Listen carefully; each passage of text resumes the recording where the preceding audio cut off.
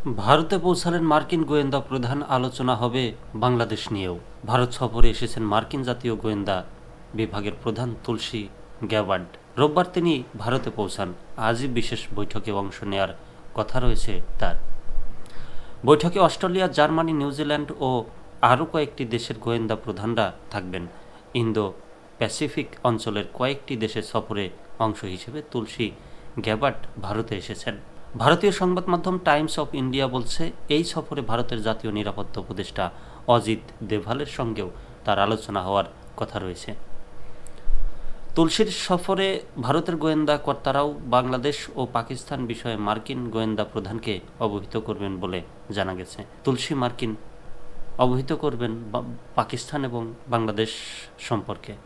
তো মানে এখানে বোঝানো হচ্ছে যে ভারতীয় রা হচ্ছে দুধে ধোয়া তুলসী পাতা, এবং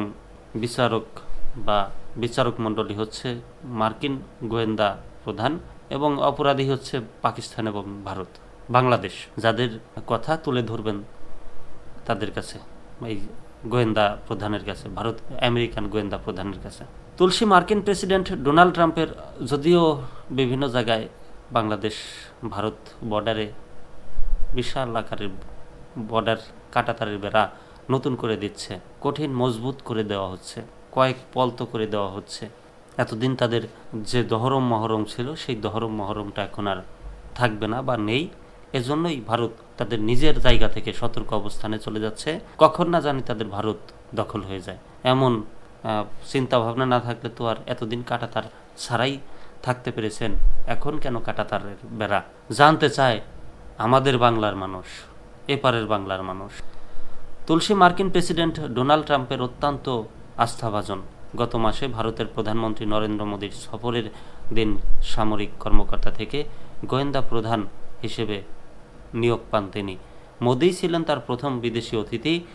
প্রধানমন্ত্রী মোদীর সঙ্গে তার আলোচনাতেও বাংলাদেশ ও পাকিস্তান নিয়ে কথা হয়েছিল।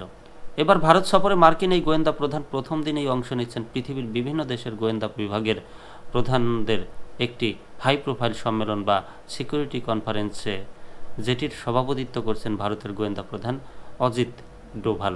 অবশ্যই তাকে দিয়েই করাতে হবে, কারণ ভারতীয় গোয়েন্দা সংস্থার বেশ কয়েকজন গোয়েন্দা কর্মকর্তা ধরা পড়েছে এবং প্রকাশ্যে একটা দেশে ফাঁসিও দেওয়া হয়েছে এই ভারতীয় গোয়েন্দা প্রধান। আমেরিকাতেও কিন্তু আলোচনা চলছে যে বেশ কিছু হামলায় ভারতীয় গোয়েন্দা প্রধানের হাত রয়েছে।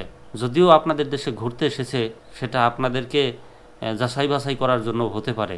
আপনারা এত খুশি হবেন না, প্রথমে আপনারা খুশি হন, কিন্তু পরে আপনাদের পিছন দিয়েই বড় ধরনের বাস যায়।